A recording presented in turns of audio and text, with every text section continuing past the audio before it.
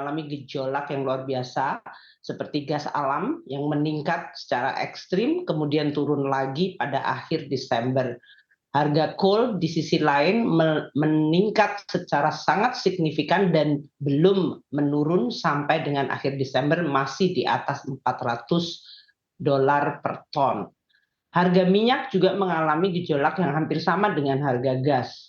Pada pertengahan tahun melonjak luar biasa tinggi hingga mencapai tertinggi di $126 per barel untuk Brent, namun kemudian mengalami penurunan seiring dengan banyaknya berita mengenai pelemahan ekonomi, dan pada Desember terakhir pada posisi 83 agak meningkat karena memang komoditas minyak ada di dalam inti pergerakan geopolitik, di mana terjadinya sanksi yang kemudian munculnya measure atau langkah untuk mengcap harga, di counter dengan pernyataan Presiden Putin untuk tidak akan menjual minyaknya kepada mereka yang akan mengikuti price cap.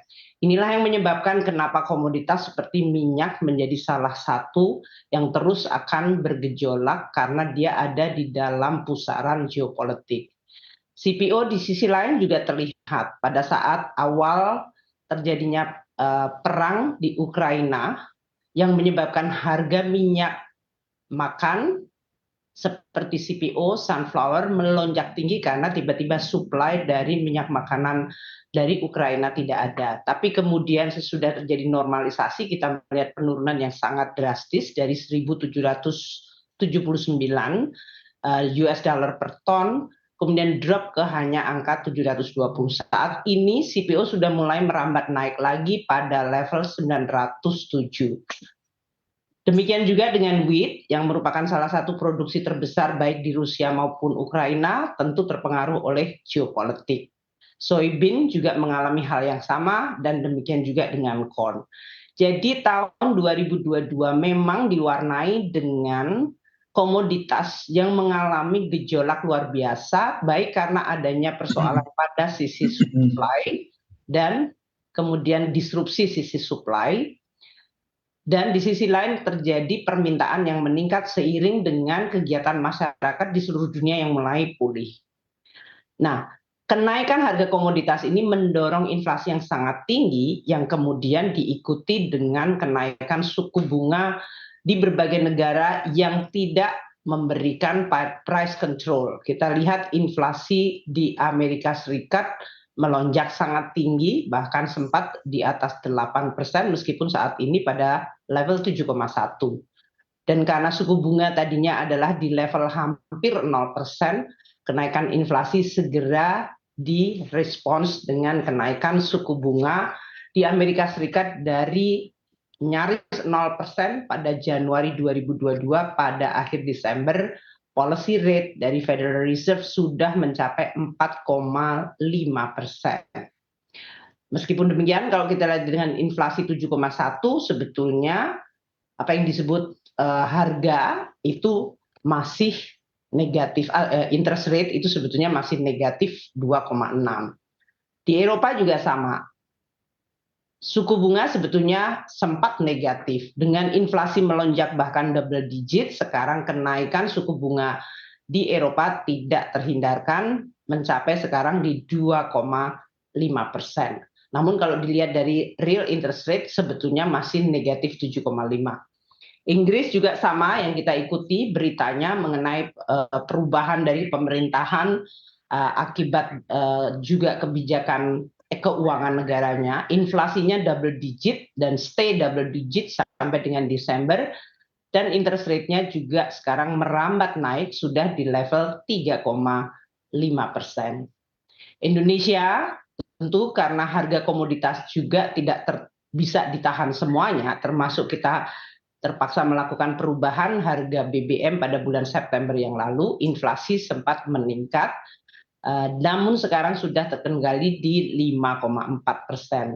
Dan interest rate kita juga melakukan adjustment hingga di level 5,5%.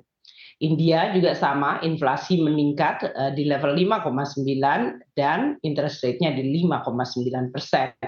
Brasil yang selama ini secara historis selalu khawatir terhadap high inflation, Mereka merespons secara jauh lebih agresif dengan policy rate yang bahkan mencapai di 13,8%.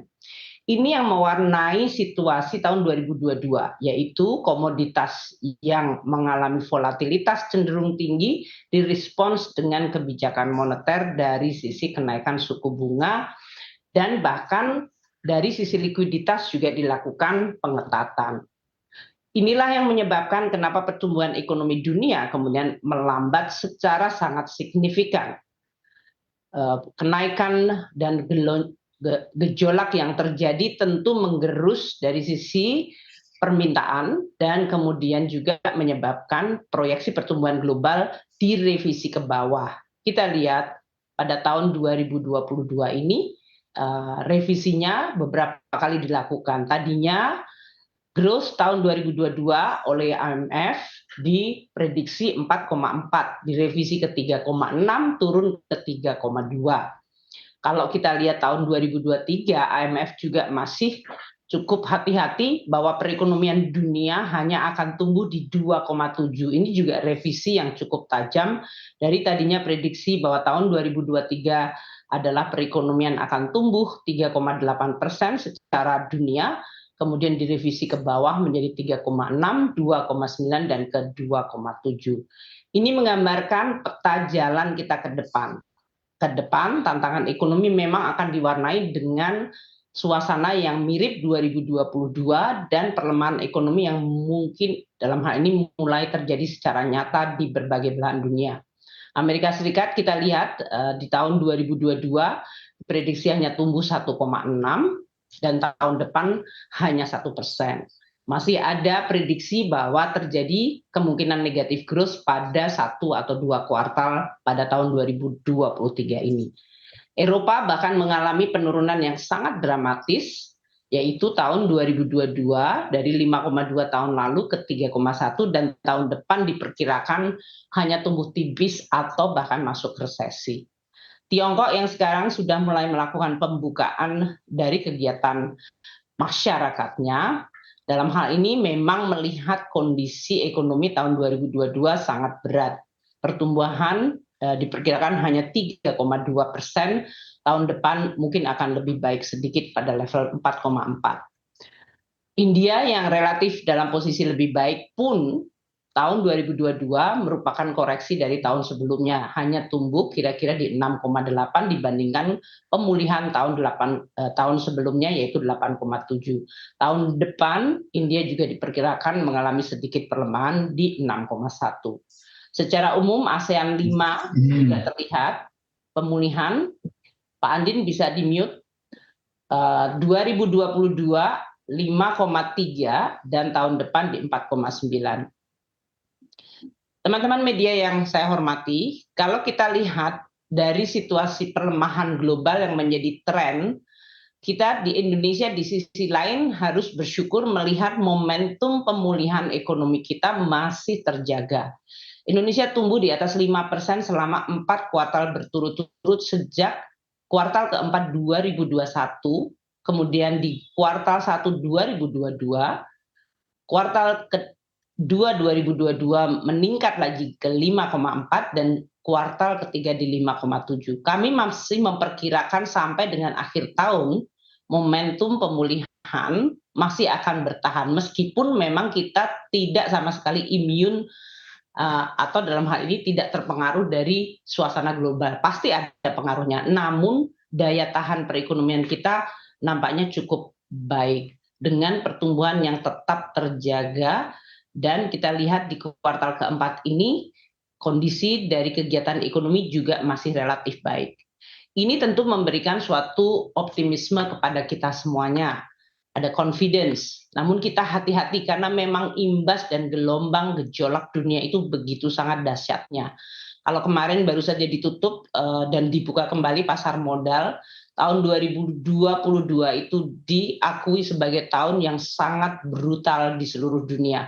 Karena banyak negara-negara maju, capital marketnya merosot sangat tajam, bond marketnya juga mengalami imbas yang sama. Inilah yang perlu untuk kita lihat di dalam konteks perekonomian dunia di antara di perekonomian Indonesia di antara perekonomian dunia yang sedang mengalami gejolak dan perlemahan yang sangat serius. Pemulihan ekonomi di Indonesia kita terlihat di semua sektor dan juga didukung oleh agregat demand yang cukup robust. Kita lihat dari semua sektornya. Tadi dari agregat demand consumption yang sudah tumbuh di atas 5, investasi yang sudah mulai tumbuh di atas 5% juga, dan ekspor kita yang masih tumbuh tinggi dan import kita tumbuh tinggi. Kalau